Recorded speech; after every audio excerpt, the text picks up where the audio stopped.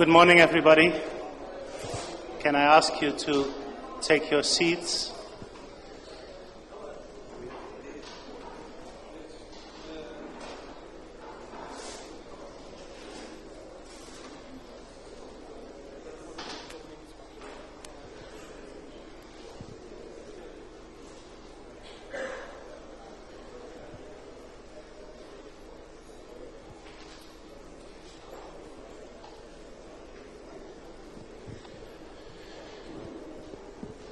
Good morning, everybody. My name is Carl Vliet, Secretary General of Terena. I'm stepping in here for David Chadwick in chairing this session, the plenary session of the second day of our conference. We have two keynote speakers in this plenary session, both very prominent figures. They will talk about different subjects, both very interesting, I expect. So let me introduce our first speaker, Bob Jones from CERN.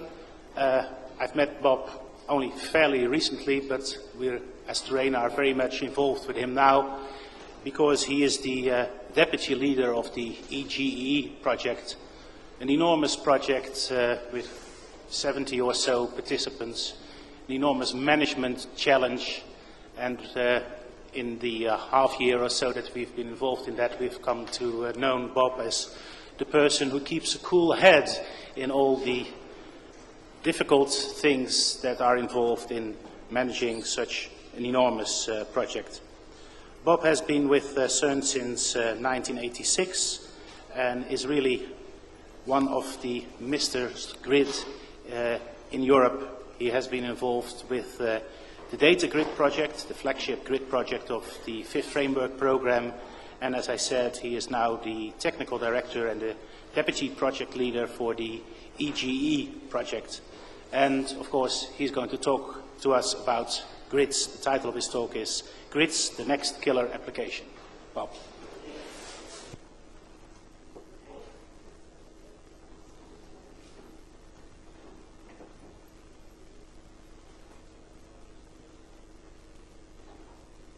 Green for go, that's good. Okay, so thanks for the introduction. So this morning I'll talk to you a bit about grids. This is going to be sort of a pretty general overview about grids, and then I'll talk a little bit specifically about the EGEE project and tell you a bit about the current situation. We're not starting from scratch, there are existing grid systems out there, and how are those being wrapped up and built into the EGEE project. So first of all, what is the grid? Well, if you don't know, I'm sure many of you do, but just to give you sort of a loose analogy, if you look back at the World Wide Web, which really sort of started at CERN in the 90s, there the idea was to give seamless access to information independent of where it was stored around the world, so independent of geographical locations. Right? Now, the grid, in a similar sense, is giving you sort of access to computing resources independent of where they're located. Thank you very much. In a sort of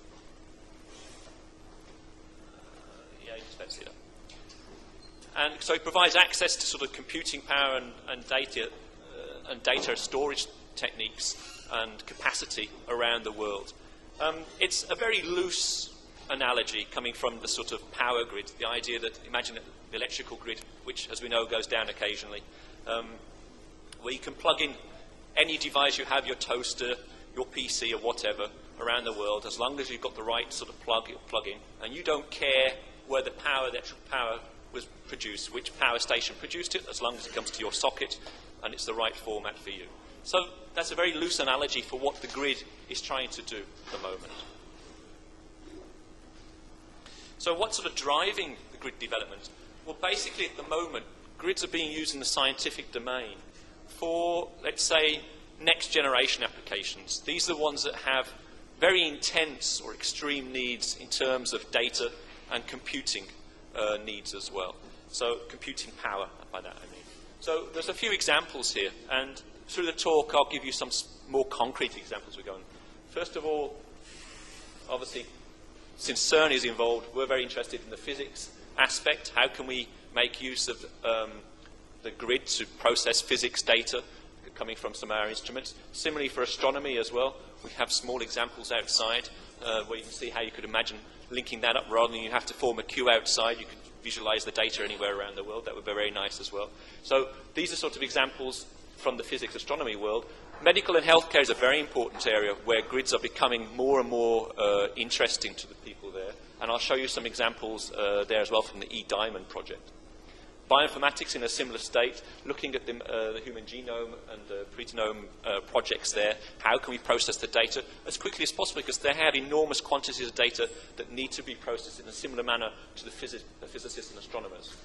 Nanotechnology, design of new materials, and so on. Equally for engineering, looking at how we can improve the design of various devices in terms of simulation and so on. That's become an active area for interest as well. And of course, natural resources and the environment. Weather forecasting is becomingly interested in the grids, as well as Earth observation. That's been going on for a few years with ESA in the DataGrid project, for example.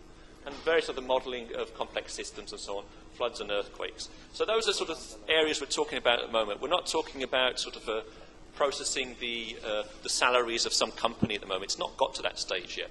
But it's more to do with large science and their extreme needs. So what's the sort of vision we have for this? Well, here's a few examples. Imagine sort of an international network of scientists trying to do a model of flow of the Danube in sort of real time. And then being able to see what effect it would have further on down the river, which people you would need to sort of move out of their homes because of the flood coming and so on. Or you can imagine something like a team of engineering students, want to run a 3D rendering program from their laptops using the grid. They probably don't have enough power locally to do it, but they can use the grid to do that. And then at a conference, maybe something like this, you might see something at one of the talks, and then via mobile usage, be able to use your PDA or something to connect to the grid and launch some application for some molecular simulation. So those sort of ideas, that's what we're trying to build towards. Right? And here's a sort of concrete example I wanted to give you, coming from CERN. So CERN is building the LHC, the Large Hadron Collider, which is the most powerful accelerator we've ever built at CERN. That should be coming online in 2007. I don't know if you can see the picture very well, but here in the background you see the Alps with Mont Blanc.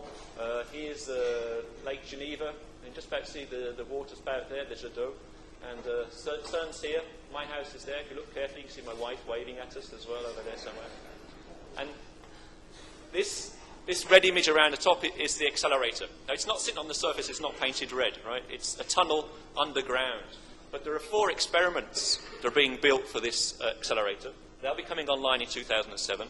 And this is the major target of CERN at the moment. The 2,500 people employed by CERN are all working towards this goal to get this thing running, as well, of course, all the people in the different universities and physics institutes around the world, and all in industry, in the different labs around the world, which are building the different components. We're going together to build these accelerator and the experiments themselves. So it's 27 kilometers in circumference, and we're putting in place now the magnets, which are going all the way around the project at the moment. So what are the challenges here? Well, obviously, this thing's coming online in 2007, right? So the 4 experiments, so there's ATLAS, LHCb, CMS, and ALICE, these 4 experiments, between them, are going to be producing data of the order of 10 to 12 petabytes per year. Right? That's big. Imagine it's like a big pipe, this accelerator, now it's going to be coming this amount of data, and we've got to process that. So here again, we can see the same sort of picture. We've got the Alps, Mont Blanc, Lake Geneva, the water spout, my wife, and then if you look in terms of CDs, it would be 20 million CDs per year we're producing. So that's a stack about 20 kilometers high. So just to give you an idea of the amount of data this machine is going to produce for us. In terms of processing power, we need of the order of 100,000 of today's CPUs, sort of current PCs we have at the moment, to be able to process that data. We can't do that at CERN alone, right? It's got to be distributed in some manner, not only for technological reasons, but also for political reasons. There's no way the member states want to give us all the money that we need to do this processing power, right? Or to store the data as well. And so the member states are contributing, but they want to use the CPU power and these computing capacities for other purposes as well. So they're being installed in the sort of physics institutes, the university faculties, and they're being used not only for LHC, but using for other sciences as well. So we have to have a way of sharing, and that's one of the big keys for the grid, is it's all about sharing these resources. So roughly, from 20 kilometers up, how does it look like the grid works? Well, you can see it's basically as 4 layers. And this conference and the people here know a lot more about this layer than I do, right? The bottom layer, where we have the network, which is linking together all the different grid sites where the computing power exists. The next layer up are the sort of, if you want, the sensors. So this could be for the astronomers, it can be a detector for the physicists, it could be a medical instrument or something like that. Plus we have the servers, the storage, and potentially supercomputers, all these different types of computing power and storage capacity linked together using the network below. Above that is the middleware layer. This is the sort of part where it's very active at the moment, where a lot of research and activity is going on, is to define the glue, the software glue that links together these different grid sites and enables the applications to make use of the computing power in different locations, be able to find the data sources that you need for your applications, no matter where they are. As I said, it's very active at the moment. It's called the middleware layer. Depending on who you talk to, some people call it the muddleware layer because it's not exactly clear exactly what's supposed to be in there or the functionality. Or some other users actually call it the underwear layer because they don't consider it's high enough in terms of functionality. But that's where a lot of the activity is going on. That's where you hear about the groups such as Globus, Condor building their toolkits. That's sitting in this layer there.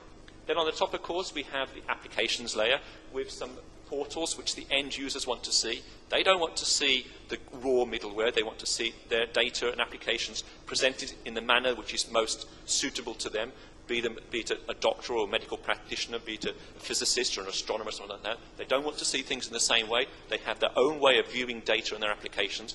And so this layer is very important, and it needs to link very well with the middle layer. So from the application point of view, they don't really need to know that there's a grid behind. Right? As far as they're concerned, they're just using their application, and behind it, the software is doing the work to talk to the middleware, go off and do the processing and bring back the results, in terms with the visualization as well as necessary. And this layer also does the distribution of the task. You don't know beforehand necessarily where the application is going to run, depending on what the status of the grid is at the moment, what capacity is available where, and so on. So the middleware is supposed to handle all these different layers. But those are the 4 basic layers in the architecture. Obviously, we can go into greater detail, but not really in this talk. So what's some of the challenges we have to deal with the grid? Well, obviously, the first one is the sharing of this enormous amounts of data between the thousands of scientists with multiple interests. I said alone for LHC, you know, in each of the experiments, and there are 4 of them, each of those are probably 5,000 physicists involved. Sure, they're all processing physics data for that experiment, but they want to see a consistent set of it. And so that means they have to be organized in this concept known as virtual organizations, which group together people working on a common goal or a common project independent of their location. And that means that they have to be able to see the same sets of data, and that set of data has to be consistent. It means they have to have access to the same sort of configuration information and so on, the same applications and so on. And there has to be some sort of protection around that. They have to make sure that they can see that data, but maybe no one else apart from that group can see that data and so on. Another important aspect to worry about is access to this data anywhere, anytime. We're talking about petabyte range of data, and that needs to be available on demand. We can't predict when and where the physicists or the astronomers are going to want to see that data. They're doing research, right? They look at some set of data, they see some characteristics in it, and they have a bright idea. They want to go and run some other algorithm on it on a different set of data or something like that. So we can't predict beforehand. And of course, this is all growing very rapidly, but how are we going to make sure that this remains reliable for the next decade or so? LHC itself, it starts in 2007, and we have to keep it running for at least 15 years to ensure that we have enough data to follow through on the theories that have been, the physics theories put forward. Now, are we sure that the current technologies will scale? At the moment, you know, we're talking about the order of 10, 20, 50 sites that are connected to the grid. Will it work when it goes to 1,000 odd sites or many thousands? That remains to be seen. We have to be certain about these things, right? And what about, to get this scale, how are we going to involve industry? Because that's strictly going to be necessary. If we want to get to sort of utility computing style, we've got to involve industry here, but we have to involve them in a mechanism so that we have some economies of scale coming out, because at the moment it costs too much to be involved in the grid in terms of manpower and so on. We've got to get the cost of ownership and participation down. So this is all linked as well to the standardization process, which is still ongoing. There have been some efforts, particularly in GGF and in OASIS, where GGF was concentrating more on grids, OASIS more on web services, and now these two are sort of fusioning and coming together, particularly in the area of WSRF, Web Services Reference Framework. So this is the latest ideas, only happened in the last couple of months, how we bring together these two worlds to progress in terms of standardization. And there's a lot of similarities, if you want, going on at this sort of stage compared to Peter Kirstein's talk yesterday when he talked about the protocol wars. And that you can see quite a lot of similarities between what happened then at the networking level and what's happening now with the grids. There are a number of, if you want, incompatible grids existing, and there's sort of being a bit of a shakedown and coming together. So we do get sort of a standardization process going and come together so we can link together all these different grids. We also need to cope with lots of different management policies of different grid sites. Typically in these grid projects, the sites themselves are not owned by the project, right? There's normally no money for the hardware or something, just for the manpower or the software, right? So it means that those different sites are separately administered. And each site, of course, has a security guru, they have their system manager and so on. And if it's a large site, well established, they have their own way of doing things. They've got their own system working very nicely, and they're not always so keen to modify things enormously so that it can work with the grid. So there's a lot of negotiation has to go on there, and establishing of trust between people so that we can bring these different sites together. And remember, we're not just talking about single PCs. It's not the same as just peer-to-peer computing like we had with Setia at home, or now Boink, or even things like Napster. Sure, there are some characteristics which are the same, but in this situation, at the moment with the applications we're dealing with, we're talking about bringing together fairly substantial computer centres. And it's not just technological issues, of course, there's the resource allocation policies. Who determines how much of these grids resources are used by each application and when? Right? It's not, at the moment, it's quite loose in the current system. It's basically gentleman's agreement as to how much resources an application will use. There's no strict way of enforcing that. And then also, if we're going to make it ubiquitous and have industry involved, we've got to solve the issue of billing. How do we have a billing system like you see for mobile telephones, or you see actually with network access and so on? How do we bill people who are using these computing resources when there are lots of different organizations involved in terms of the network, in terms of data storage, in terms of the CPUs things? And how do you give a unit of cost for things which are significantly different? One CPU in one area might cost more, and different characteristics from a CPU in a different area. So all these things have to be resolved as well. There are ideas from other industries, if you want, and other domains which can be brought into the role for grids to help us solve these things. But the current situation is they haven't yet been addressed. Yeah. And of course, security, above all security. If you look at, particularly for the medical applications, there are legal and ethical restrictions about who can look at data. If you have clinical trial data, it has to be destroyed at the end of the clinical trial and no one else is allowed to see it, right? Try explaining that to a physicist. It's a completely alien idea to these people. They have the idea of sharing actually everything, and you keep everything forever. So trying to bring together all these different ideas inside the same grid where we support different groups of users and different applications is quite a difficult job of bringing them together so they can coexist.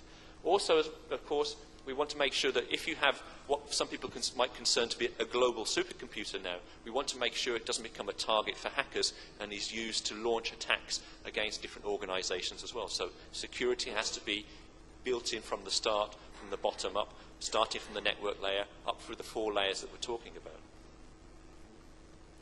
Of course, there are very severe challenges for networks as well, and this is sort of a graphic produced by Peter Clark, where his idea of circuit switching the network of what's needed. At the bottom we see some of our scientific instruments This, I think, is actually the CMS experiment at CERN, and then we have probably the very large telescope here as well. So these scientific instruments producing data as data sources being connected to the network, and then via the network getting routed to the end users, and the computing resources are needed.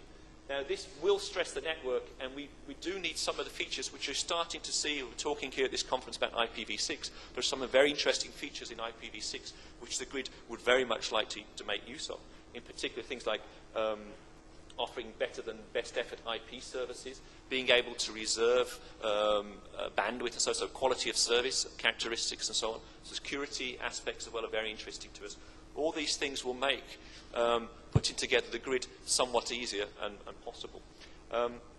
Certainly, visualization and scheduled data delivery are needed sort of for guaranteed access to end-to-end channels. If you imagine that you have some large application that wants to run, and you need to do it, you need to ensure that you've got a certain amount of computing power available at a certain time. Essentially, what we should need to be able to do is to reserve in advance the network access. We need to reserve in advance the computing power. We need to reserve in advance the data storage. Currently, that's not possible on all those layers. We can't do it with the network. We can't do it with the grid middleware. We can't say in advance we want to reserve next week 2,000 CPUs. That's not possible across the grid at the moment.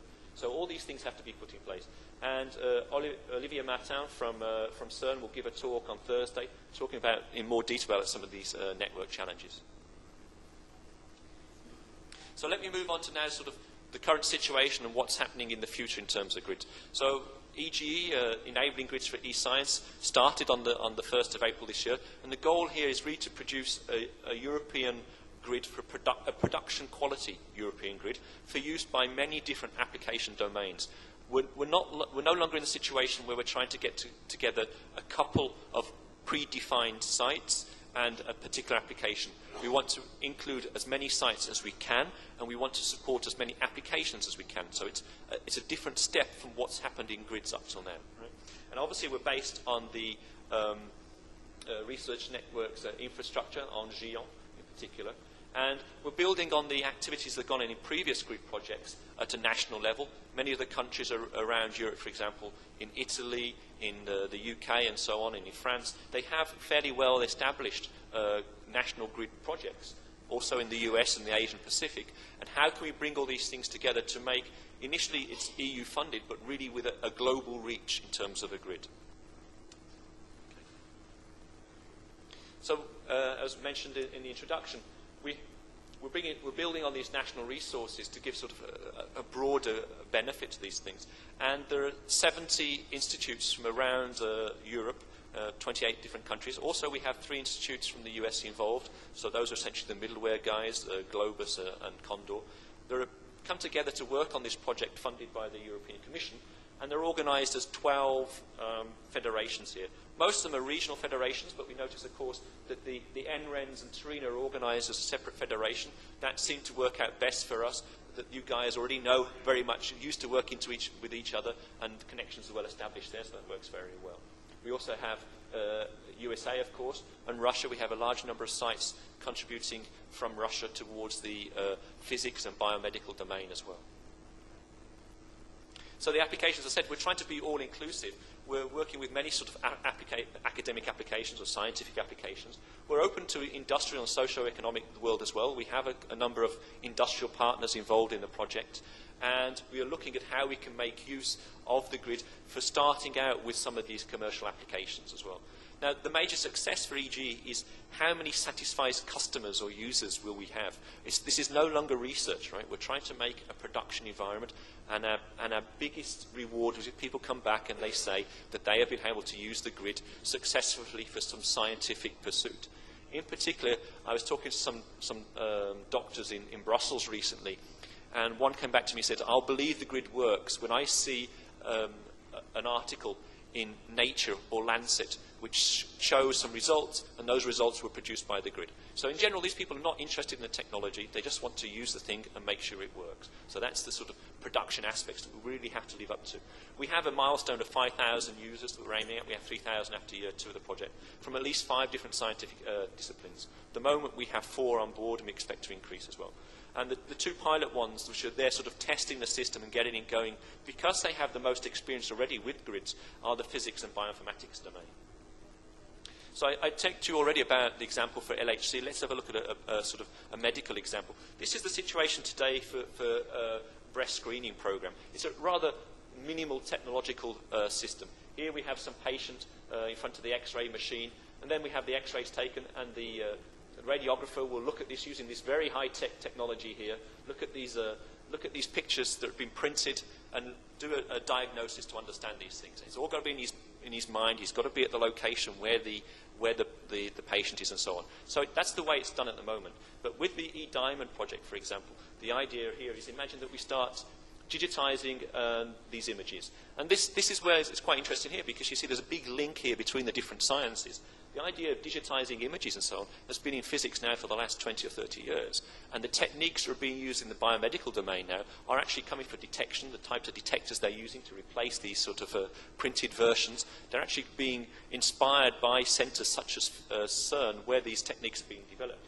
So now we have some digitized images which can be stored on the network and processed as well. And then we can have the radiographers, they can be remote. You can have second opinion remotely as well. The patient data can be stored elsewhere at the local hospital under protected structures and so on. But this does require gigabit flows of information, remote access, and it won't be possible without the scheduled guaranteed sort of net services. So these are sort of things that we're working towards. There are a number of things we have to solve in here, but you can think about it here. The other interesting things is that once you have this stuff digitized, you can start running algorithms on it. It doesn't always need a radiographer to look at the data to start with. You can have comparing it to other images stored in a database, and if they match, you can bring it up, and then in the end, the radiographer, the medical expert, can look at it and see whether or not it really is a true match. So we can speed up things a great deal more there. So going back to the network, so EGEE itself will be based on the EGEon network. And as you know, that spreads pretty much around the world for us. So EGEE is spreading out, and it's basically spreading out the step behind EGEon. As EGEon goes to new regions in the world, so EGEE will go as well. So we bring in new resource centers as EGEon establishes their connections to them. And all this work is already going on. And I'll talk to you a little bit about the LCG service now, which is the largest scale we know of, largest grid production system available today, and itself based on the work of previous projects such as DataGrid and a number of other projects in Europe and the US. So here you can see today what the LCG production grid service looks like. At the moment, I think the last count we had was something like 58 sites, covering pretty much the whole of Europe, some of Russia. We've got Asia as well, and the US. And if you go to these links at the bottom, it's real time. So you can see the links on the bottom today. If you go and look with your wireless network now, you can go and see which sites are on there and what their status is. So this thing is now running 24 hours a day, and it's used to process. Currently, it's been running for about 9 months now. It's processing the LHC data, but as EGEE started on the 1st of April, it's already now started to support virtual organizations and applications from the bioinformatics domain as well. In particular, how is the EGEE project structured? So I said we received 32 million euros co-funding from Brussels. That's over 2 years, starting on the 1st of April. So that money will be distributed amongst the 70 partners, and this is pretty much how it's split up. You see, basically half of it goes into running the production services, because, as we say, the emphasis is making a production system. We're no longer just in small-scale R&D to write a research paper, right? The idea is to run a production service which is of use to the end users. So half of it goes into running the production service, which is basically a hierarchical organization linking together all those different sites, including regional operations centers, core infrastructure centers, the resource centers themselves, help desks, all these sort of things as well. Then we have sort of joint research, because I told you that the standardization process isn't finished and we still have problems with the muddleware or underwear, as you might want to call it. And so there's still some work going on there in the middleware re-engineering, making it basically bulletproof and making it try to adhere to the evolving standards. And also important stuff in terms of quality assurance. Security aspects are very important. There's a specific activity inside the project to ensure that the middleware development plus the operations area are secure in the way that puts together the project. And then, of course, network services development. This is where we have various groups looking at working with the NRNs and so on, and GEON and GN2, to look at how we can make use of IPv6 services and so on. On the other side, we have the networking part, NA1, the men in suits, and then dissemination and outreach is very important for us, explaining to people what the grid is and how can we get new users on board. And then we have training organised. We do regular training for, events around Europe. Typically, it can be half a day or 2-day events where half of it is presentations and explanations, and the other half is hands-on exercises where the users come along and actually make use of the grid to port an application or something like that. And then, okay, international relations and so on. So that's pretty much how EGE is working. It's up and running at the moment. We've had our first conference in Cork in April and so on. And as I said, we've already got now the first biomedical applications making use of the LCG infrastructure as well. So what would it mean if you wanted to bring a new application to the grid and to EGE? Well, we have this, what we call the virtuous cycle inside the project. But basically the steps are, you know, we have outreach events, a bit like you could consider today or something like that, where we inform people about the grid and EGE and so on. And then the next step is that the people who come back to us and they sound interested. So then we have some application experts that discuss the specific characteristics, because we have to make sure that the application we talk about is gridifiable, right? It can be ported to the grid. Some of them probably can't, right? So we have to look at those specific characteristics with the experts and the users. And then start by migrating the application to EGE. We have specific test environments where we can do that. And then that's done with the advice and help of the EGE experts, right? And there's some initial deployment on some test facilities just to make sure the thing works and people understand it works okay. And then we can talk about using in the production usage, going onto the large-scale system I just showed you on the previous slides. Now that there comes back to the point about we don't have sort of resource policies fully defined and things like that. So the way it works at the moment is the project has no money for hardware or for computer access, things like that. If a site joins, they have to bring in these resources themselves. And if we have a large user community that comes in, we have the concept of something like a Canadian dinner party, where the idea is that everybody brings a dish to the dinner, but you can get to taste everyone else's dish as well. So if you're going to use large-scale computing resources in the EGE grid, we expect the user community to contribute some resources themselves, which then can be used by other applications as well. Okay.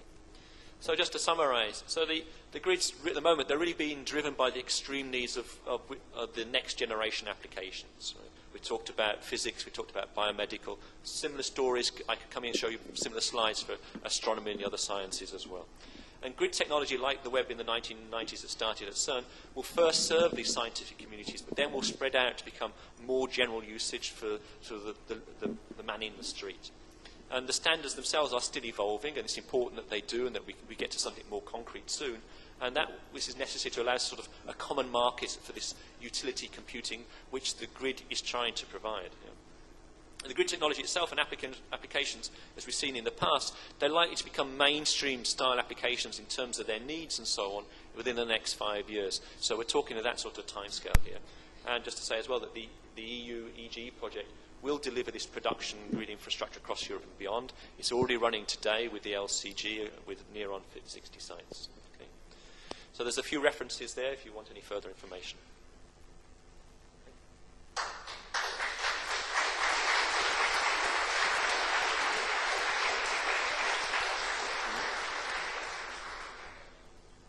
Okay, thank you, Bob, for this nice presentation. As our president writes in the annual report, some people think that grids are a hype or a vision on the future, but I think you've shown us that grids are really here and are important to all of us. Again, thank you very much.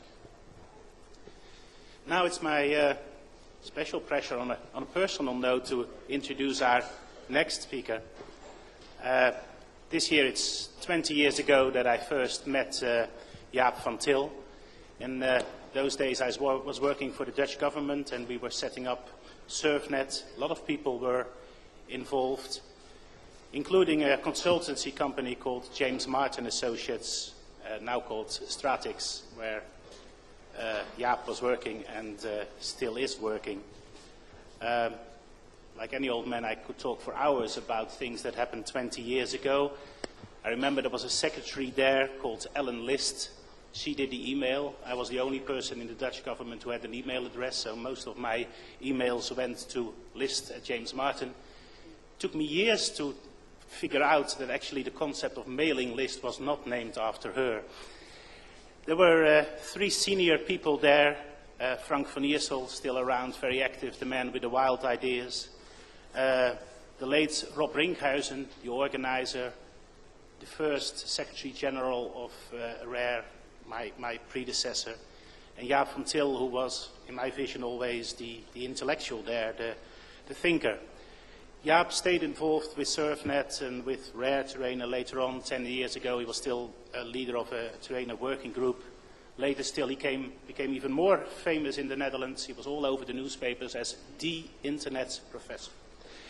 In recent years, he has been looking very much at security and at the vulnerability of the Internet, and that's what he's going to speak about today. And he has promised me that he will tell us some very provocative thoughts about that subject. Jaap van Till. Thank you very much. Good morning, ladies and gentlemen. It's an honor for me to be invited for this speech. And I've been a little bit in the background, and I want to stay in the background. But I have some messages for you about the total availability and reliability of the net. And of course you are very active doing things for the net and improving it, but I have developed some theories to support that. Well, Venus is passing right before, in front of the Sun this moment, so that's perhaps a good sign to this presentation.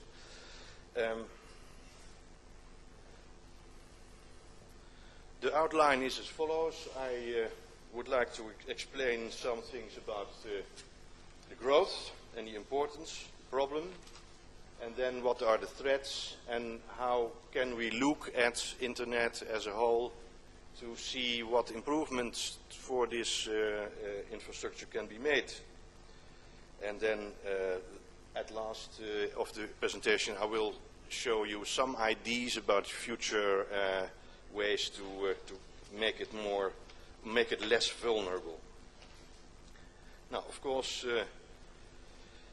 Internet is growing everywhere. Everybody talks about multimedia, about content. The fiber to the home projects are going on right now. Mobile phones, PDAs, voice over IP, peer-to-peer and grids, which are coming, home networks, and last but not least, the rest of the world is also going to get much more tele-density. It's a very different density in the world to get into Internet in parts of this planet where there's nothing, not even a phone. So some years ago I suggested an idea to develop a very small, yeah, it's okay. Yeah, okay. I thought of an idea to devise a very small machine with optic power to make through ad hoc networks, and if we only put email and voicemail on such a device, it can scale up to hundreds of millions of devices because of the smaller and smaller cells and mesh networking. It will not run out of bandwidth. And in fact, there's now Philips together with Stanford University and with funding from Reuters is now developing such a little device. So this will produce the Internet for the rest of us. Of course, it is not the complete Internet, but remember your youth when the Internet consisted only of email, and that was already an enormous improvement. So perhaps this can be built, and using Wi-Fi and small systems which are their own store and forward routing. So internet is going to grow, whatever way we look at it, into smaller and different applications than we know right now. Now, what is the importance? What's the problem? If this growth is going to continue, we will see not only incidents where part of the internet will stop, will be separated. You know, the growth curves are pronounced by Gilder's law, that every 8 months the volume would double. Well, the last couple of years it was 24 months, and now it's again about 12 months doubling time. But we see blackouts, we see power downs, we see all kinds of problems with people attacking parts of the network.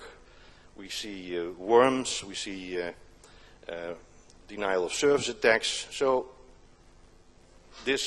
are we going to keep this going? That's the question. And we have done a lot of research into that area for the Dutch government. Now, first of all, I would like to state something more theoretical about what is it really we want to protect? What is the importance of internet? Is it going to be grids?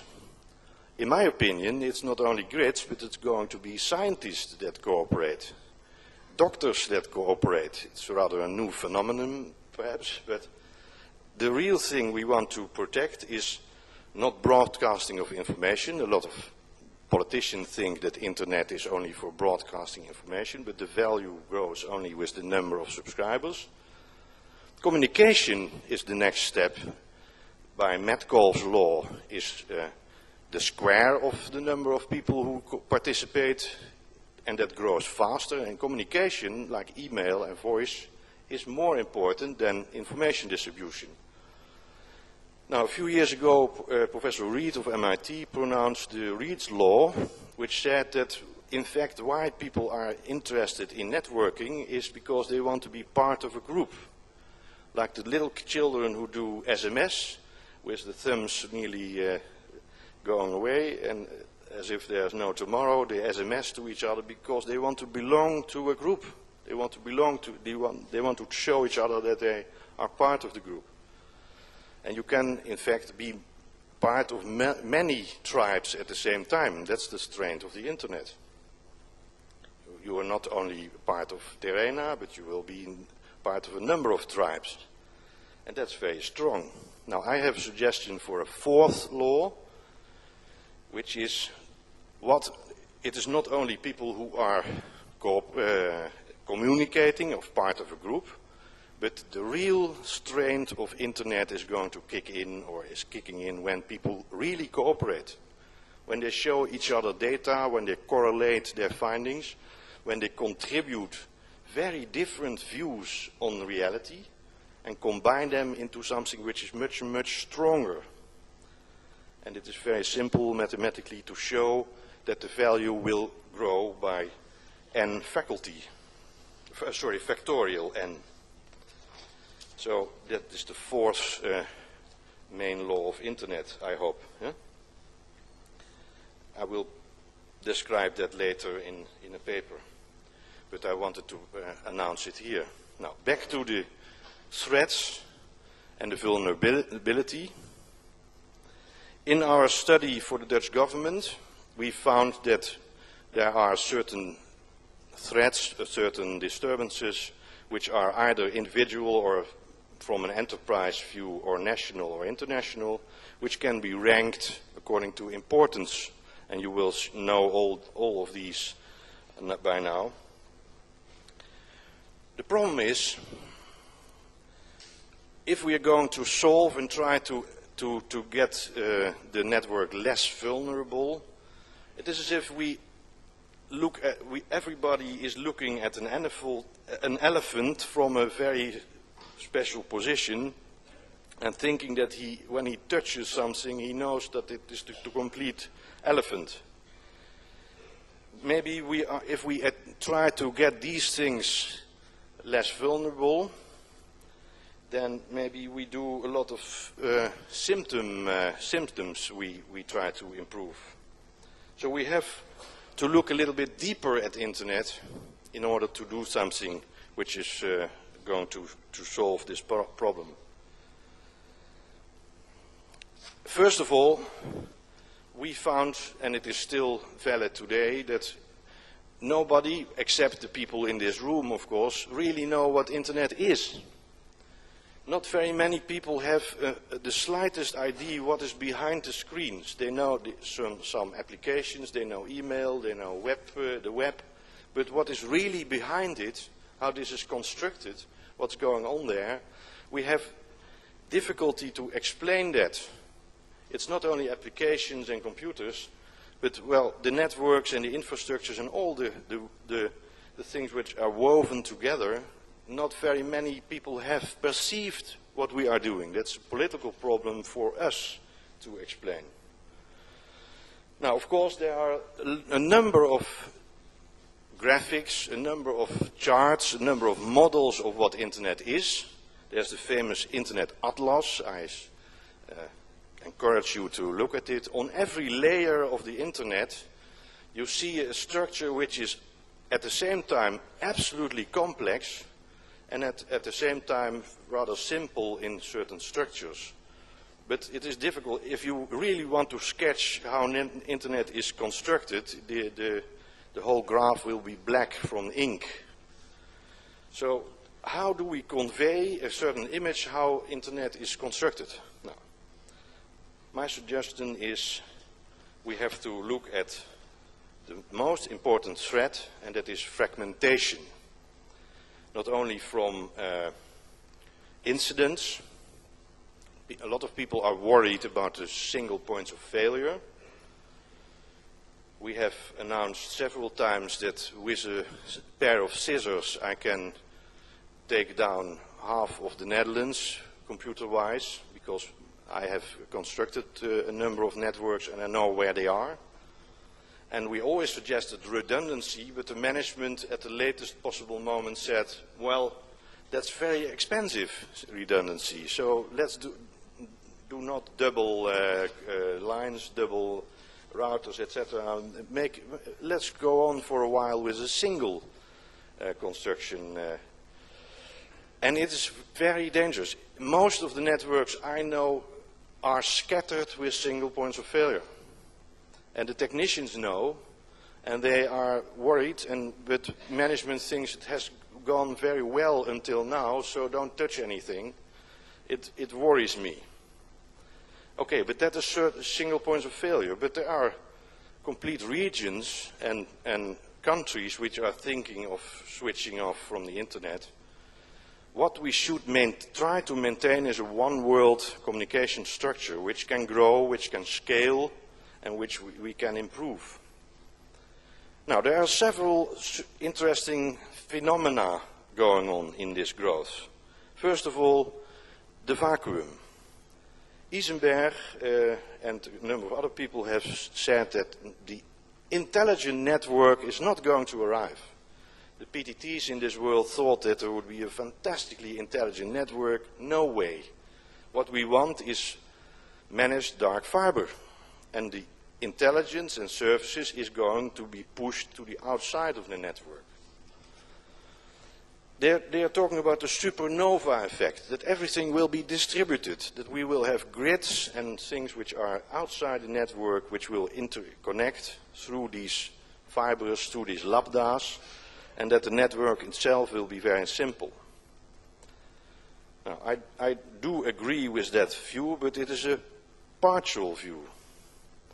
If we look at the infrastructures of information, you can discern a number of layers. I will not go through these right now. You saw them in the grid presentation. It is an extension of the OSI ID. And in fact, you can extend it even further from buildings, digital communication, computer systems, middleware or underware, which is knowledge and content, which is a separate structure. Then the network of people which cooperate, which is a grid. Yeah? Please include people in your models, because they are not some vague entities, but they have a structure of their own. And then, last but not least, because otherwise it would be a Tower of Babel, the reality itself. The real business processes, the things which go on in the world, which are moved, which are done. That is the highest level. And everything below that is a model of the reality.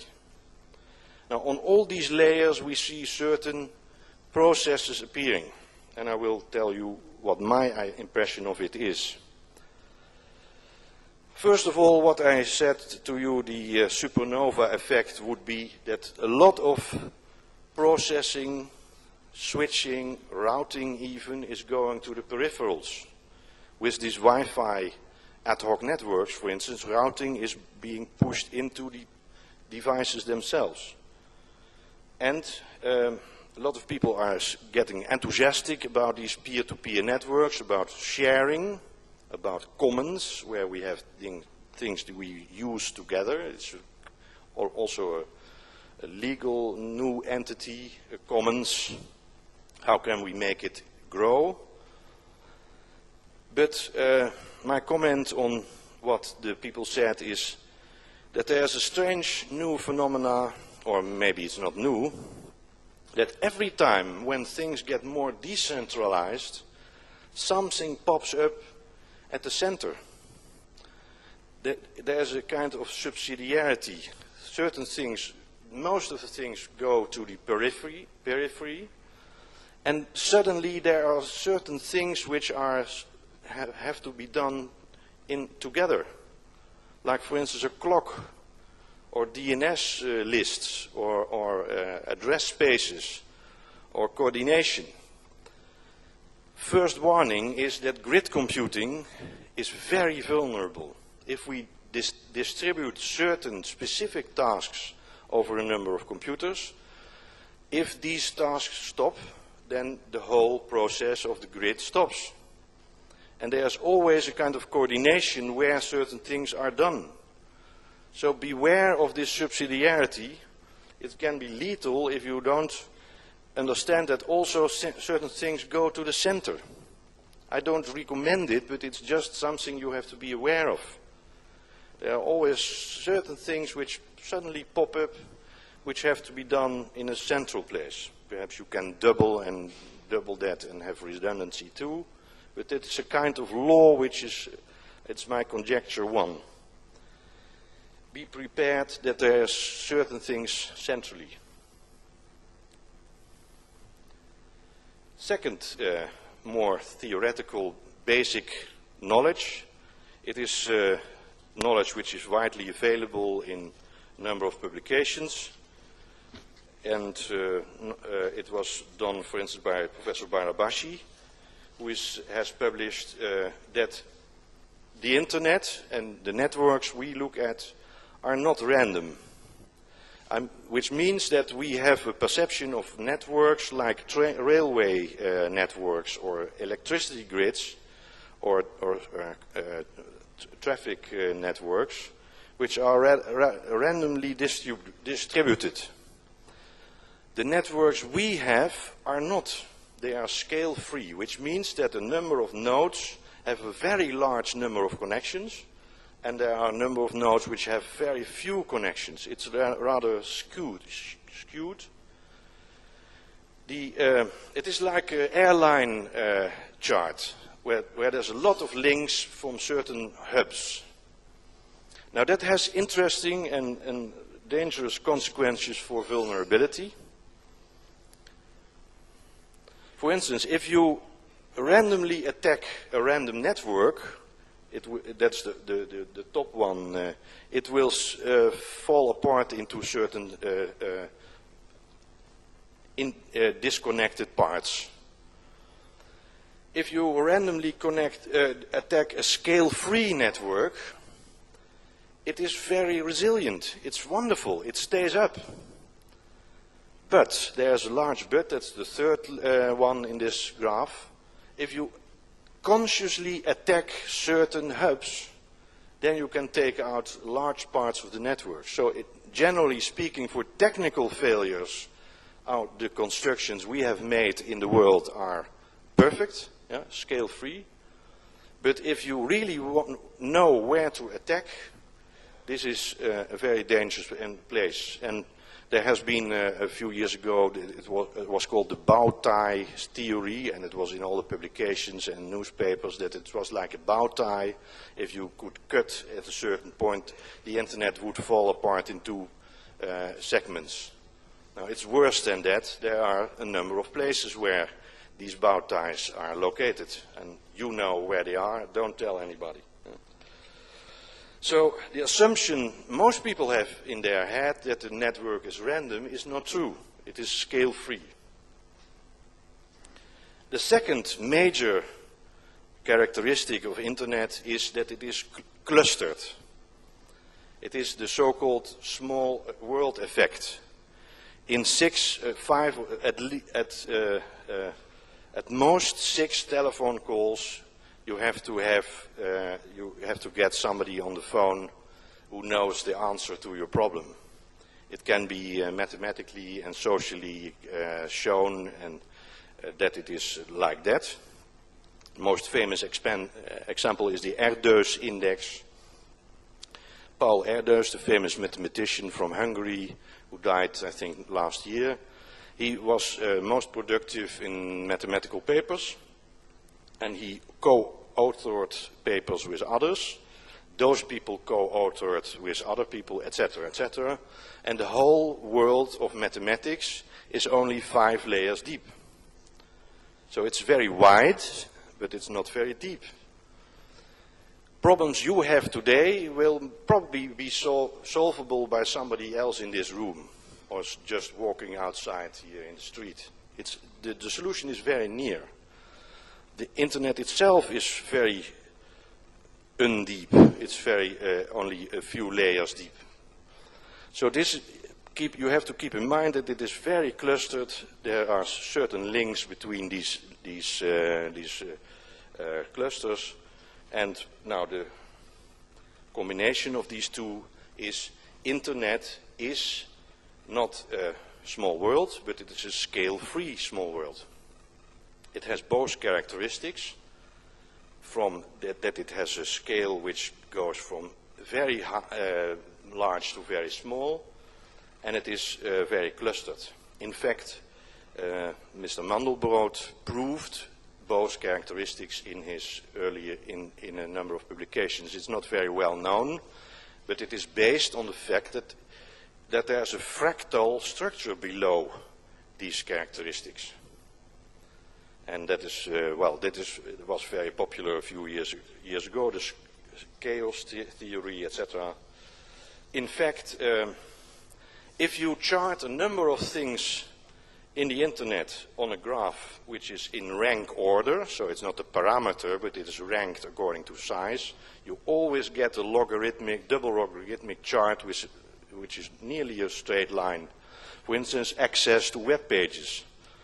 Some websites are fantastically popular. My web page nearly gets no hits, which is normal, but it was very discouraging for a number of people in the industry that they thought if we are on the internet, it will be a fantastically success. No, there is this law that success creates success. So it is very unevenly, I don't recommend it, it's politically dangerous to say things like this, but it is very unequally distributed. Also the volume of traffic on the internet. In Europe we have 4 main switching points, internet exchanges, which are in London, in Paris, in Frankfurt and in Amsterdam. And these 4 keep on growing. Whatever we do, it attracts traffic. And the next layer of internet exchanges is having less traffic. It's like a hub and spoke situation.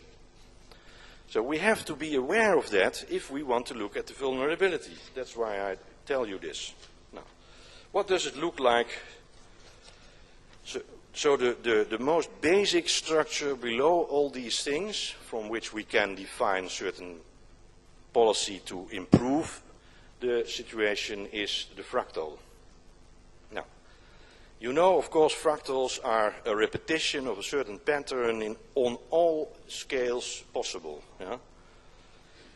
And it has some very important consequences.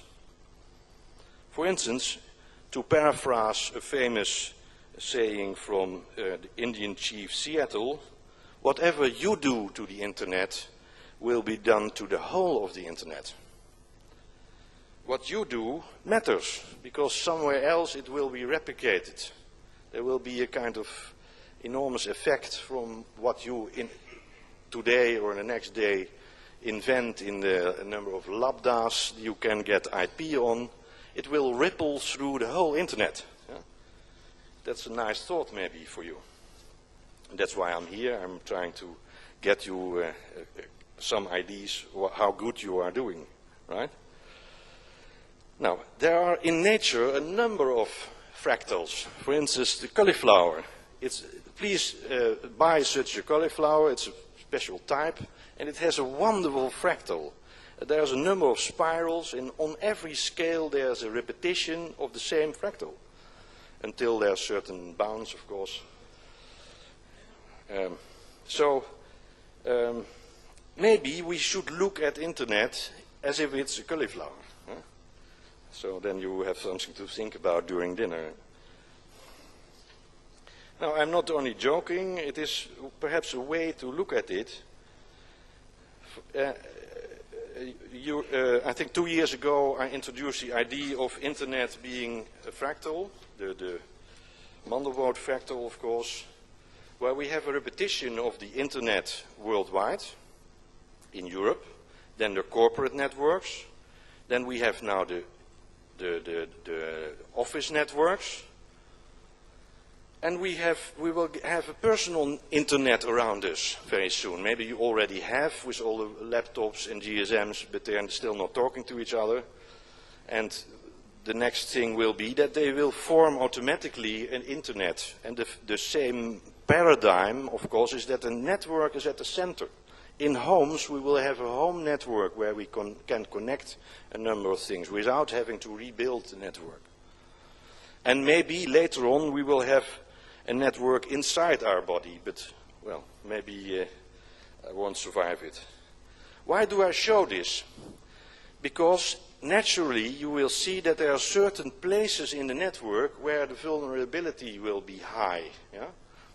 It will be repeated on a number of scales. And that's the main message of my story, is that we don't have only a few single points of failure. We will have a repetition of single points of failure and vulnerabilities on the physical layer, on the network layer, on the data networks, and in certain areas there will be a number of places where things will be vulnerable. So we will have to look at it very thoroughly. It's not a matter of doing some extra lines. My statement is, internet, I'm sorry to say it, but it will get you some extra funding, I hope. Internet is unsafe at any scale. And we have to do something about it.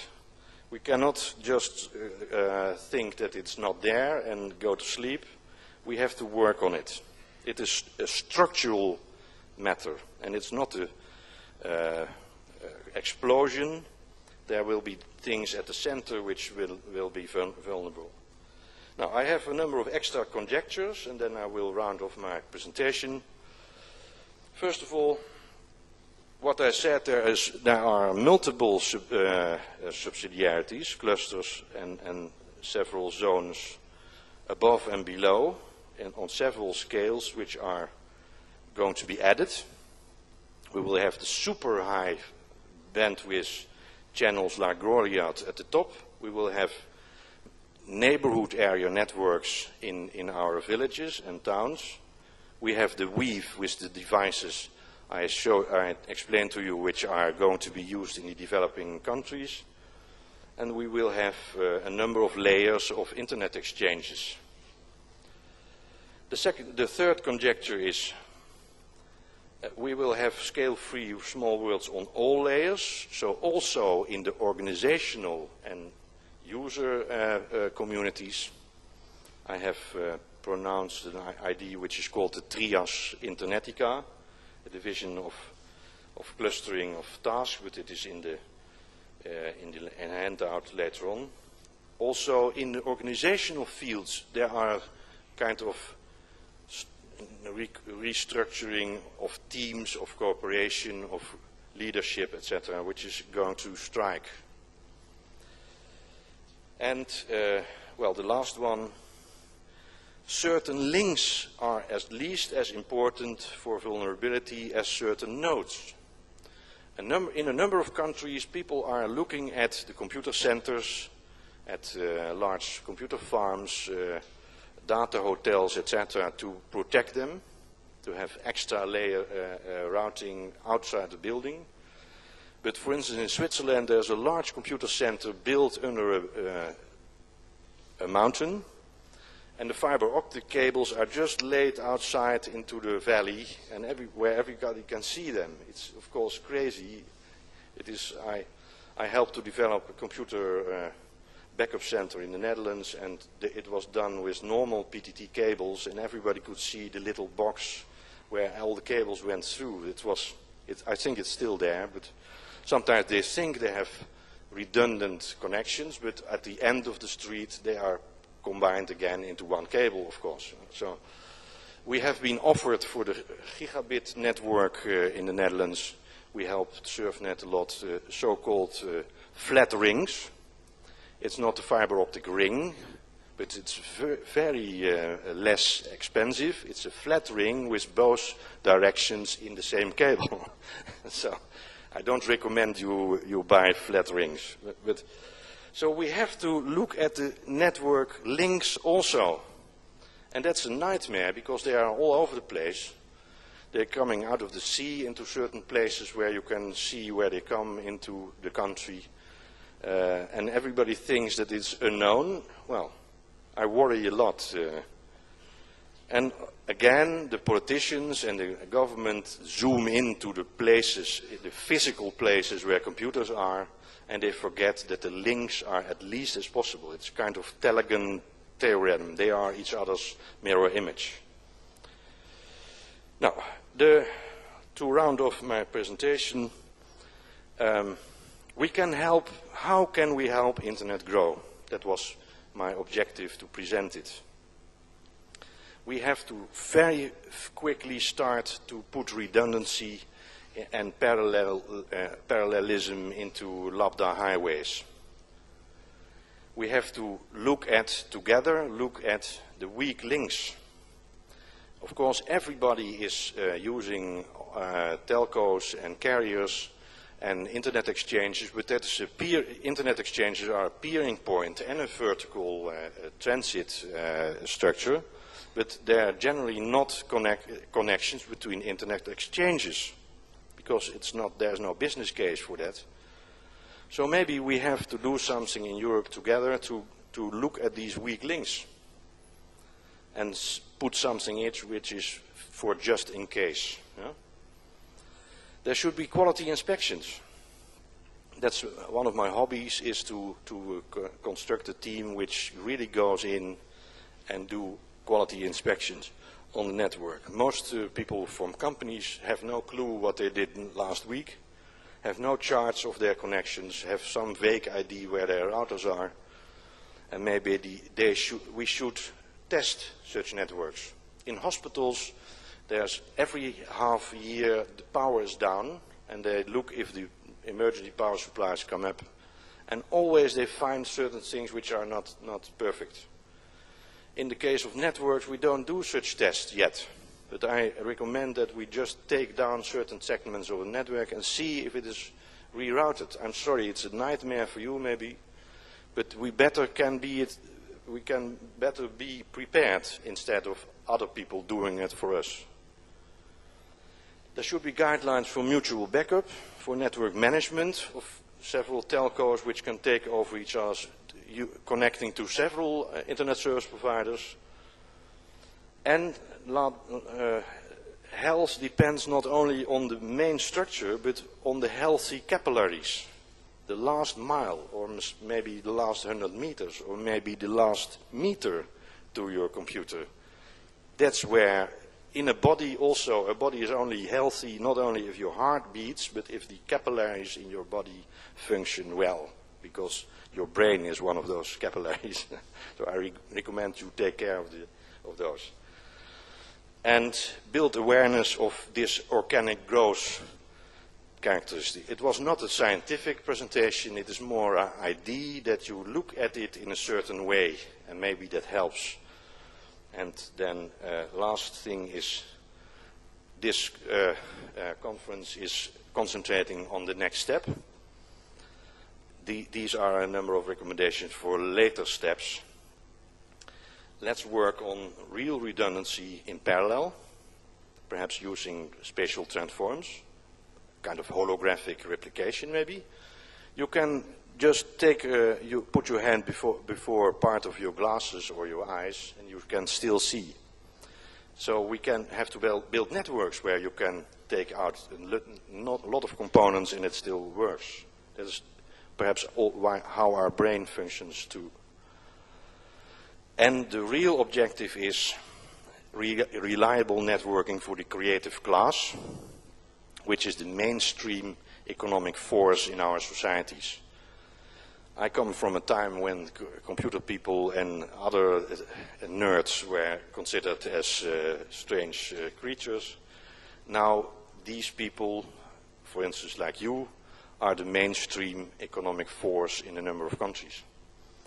And please read the book about the creative class. It's about talent, tolerance, technology, and I hope terrena.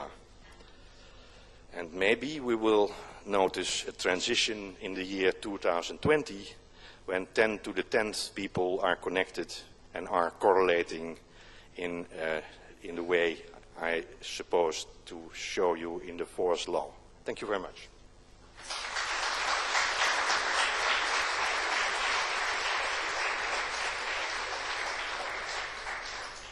Thank you, Jaap. You certainly delivered on your promise to do a thought-provoking presentation. It's very nice to hear a story that brings together the ring of Benoit Mandelbrot and Ralph Nader and whoever. And I'm sure none of us will be able to eat cauliflower ever again without thinking of the vulnerability of the internet. Thank you very much.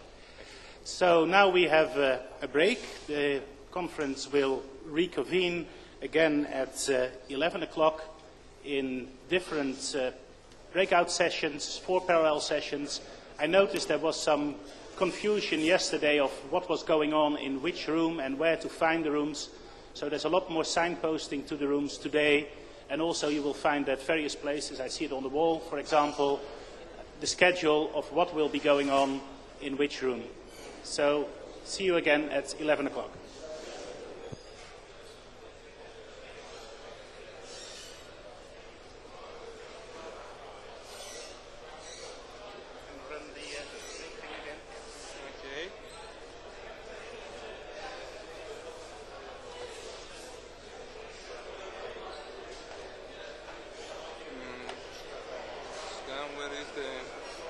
We're going here.